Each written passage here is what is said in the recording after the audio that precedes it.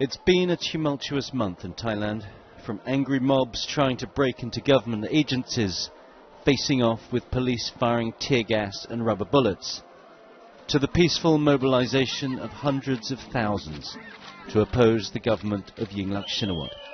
At the center of it all, Suthep Thaugsuban, former politician and now leader of the People's Democratic Reform Council.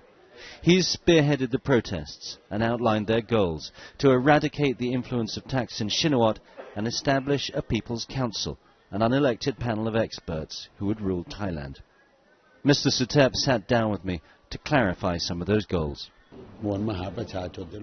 The people rose up this time because they want to reform Thailand before the next general election. Because if we have an election under the same rules, we will just keep going around in circles. The army and the police are powerful institutions. If they understand the will of the people, they may decide to support us. Your People's Council is not a democratic process. What do you say to the international community that clearly wants to see elections go ahead? I beg the international leaders to study and consider the facts of the situation in Thailand. Do not assume that having the People's Council in this special situation is not democratic. If you make that assumption, it means you don't understand Thai people. You've called for Prime Minister Yingluck, or caretaker Prime Minister Yingluck, to step down and for the Shinawatra family to leave the country.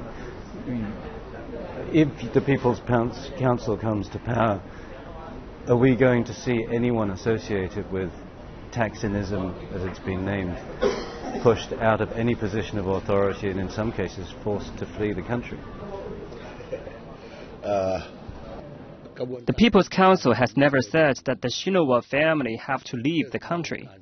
They have called for them to resign from all political positions and to stop abusing their authority. Once we have adequate election laws and regulations in place after we have reformed the country, they can run in the elections.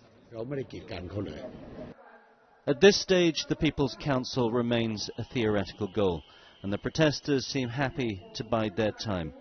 But they've managed to unseat a government in just 2 weeks, and it's clear they have no intention of stopping here.